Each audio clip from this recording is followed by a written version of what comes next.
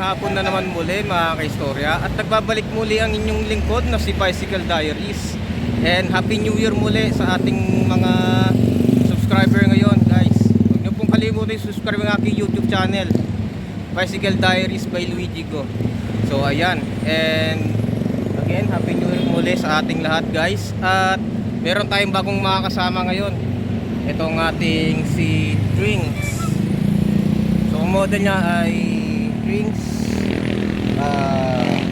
Sweet 2.0. So ayan.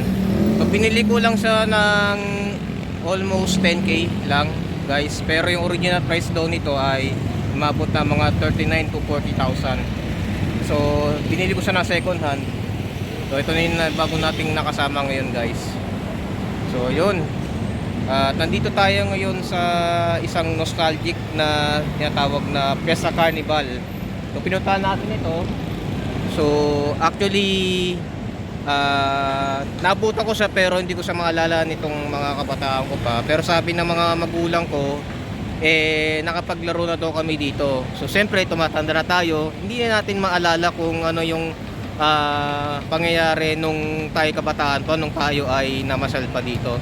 So ngayon pupuntahan natin yung loob, guys, kung ano ba yung itsura nung Fiesta Carnival na to. So kasi nagsarado ito ng mga ilang taon, tapos nagbalik na muli. So tara at samahan nyo ako sa loob na ito. Let's go.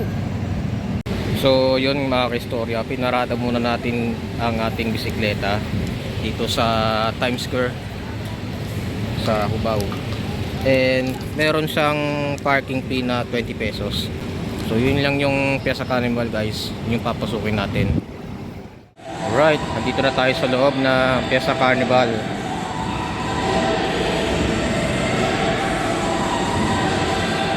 So far maganda naman yung loob. And ito yung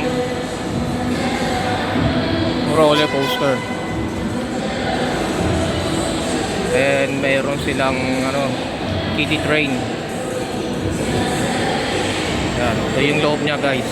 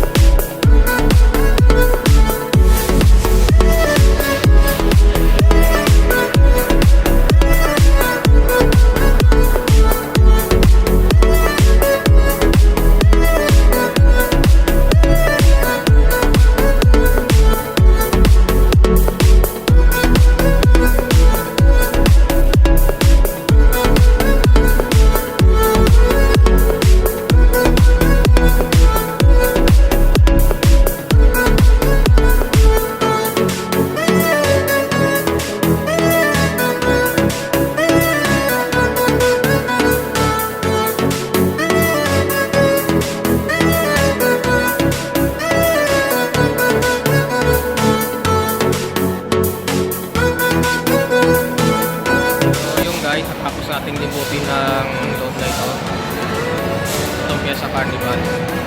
So itong Fiesta Carnival ay isa sa mga sikat na indoor amusement park nung panahon ng dekada 60s, 70s and 80s. And yun nga, medyo nirenovate na yung lugar niya, at saka medyo maganda na yung mga rides, mga modern na. So I don't think kung naabutan ko pa ito kasi hindi ko talaga maalala. Kinuha ito sa akin ng mga magulang ko na nakasal kami dito. Kaya lang, sobrang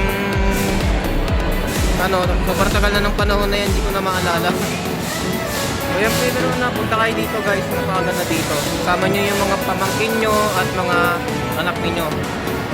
Ayan, libre na may entrance. So yung mga rides na lang yung babayaran nito. And then may mga booths naman sa loob. So yun, tapos naman muli ating mga vlog for today. And samahan nyo ako muli sa susunod na aking adventure dito sa Bicycle Diary Season 3. Like lang aking Facebook page, hindi ko kalimutan i-subscribe ang aking YouTube channel.